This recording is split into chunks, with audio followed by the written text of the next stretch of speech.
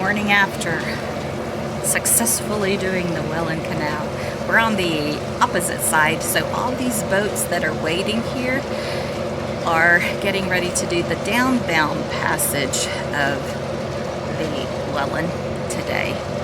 So going down in a lock I think is a lot easier than going up, but still it's going to be challenging for them. And over here in the sun is this giant ship,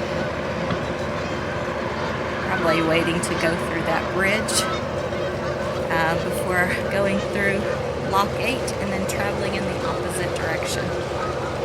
Port Colborne's a really cool town. We had a good time, although it felt like a short night. Got out this morning for a nice walk. So this is a place to stay.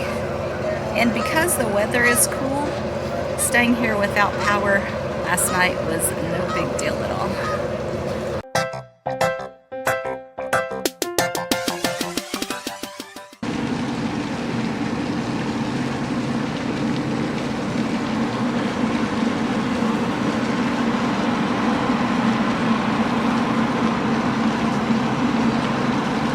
It says Whitefish Bay on the side of this.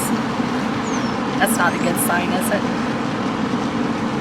We got to say bye to Port Colborne and that great couples we met here. Had a really nice time. There is one of those giant freighters going under the bridge, and there is another one waiting in the wings.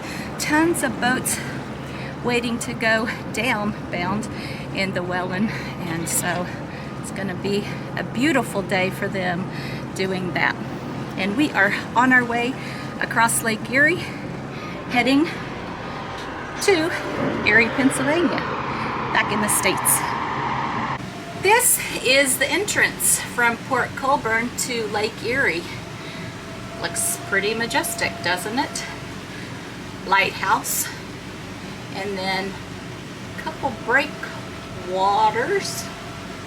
Couple over on the right side and then one over on the left.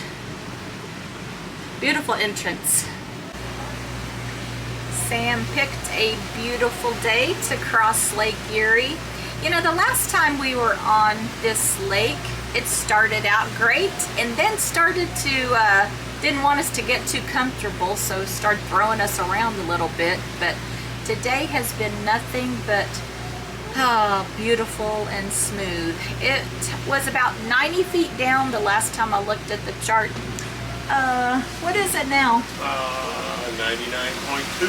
Okay, so a little deeper than back there, but Sam calls this a shallow lake. It's still pretty deep. Anyway, just cruising along here across the Lake Erie. Well, we're about an hour out from the Erie Yacht Club, so we gave them a call earlier. I did talk to a person there, and she said, yeah, they got room for us.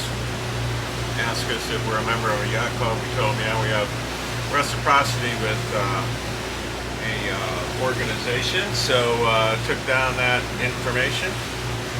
We told her we would call her in about an hour out, and I've called an hour out and there's no answer. The other thing that she shared with me, is that their radio is broken. So we're kind of going in there right now as to, hey, we're here. We come all this way. I hope you have room for us. Maybe she'll call me back. We'll see.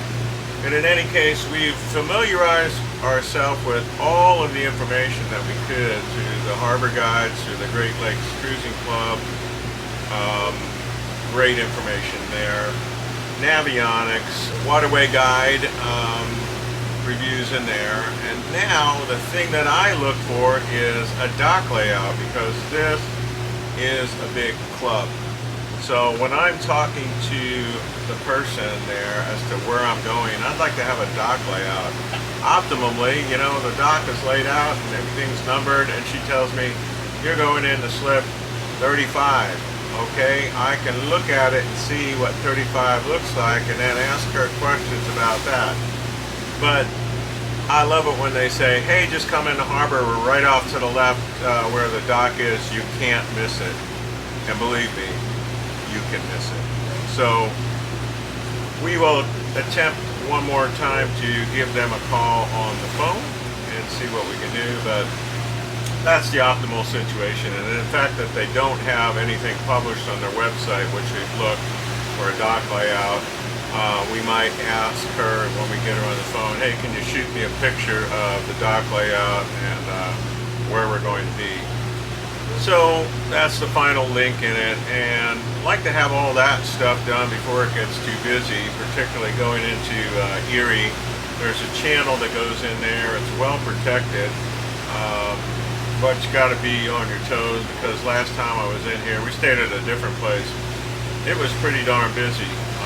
So I want to get all that stuff. I've reviewed the route that's in there. I'm happy with the points, and we'll just go from there. So just the one missing link. And then Rev is going to ask me, I know, hey, which side do we tie it on? And Rev, I'd love to be able to tell you that. So I don't have that yet, but once I have that, I'll be sharing that with Rev and giving her a briefing. So that's why I wait until, an hour before, try to call, so I get it all right in my mind, and then Rev and I sit down and say, hey, this is where we're coming in. We have at least an idea in our mind before I send her out there with the headsets and her PFD on, and rigging the boat for a starboard or a port tie. So just some of the things that go through your head.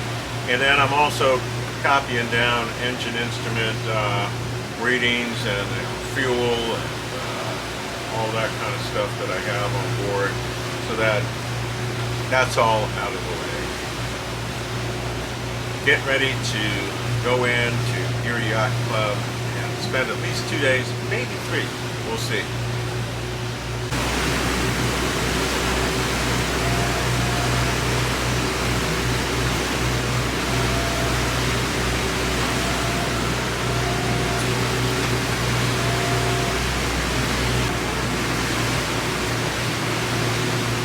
Well, folks, I wish I could tell you that this day ended great. I mean, it started out wonderful. We left Port Colborne. We had a beautiful crossing across Lake Erie. I even heated up some stellar leftovers from a place we were at in Rochester. But then when we docked, we had the one of the worst fights we've ever had boating. So, needless to say, this is a family channel, and I do not have any video footage of that. So let's just enjoy these wonderful pictures of the Lake Erie Yacht Club. We ended up having a really fun time there, and you'll just have to take our word for it. Anyway, we'll see you next time on What Yacht To Do.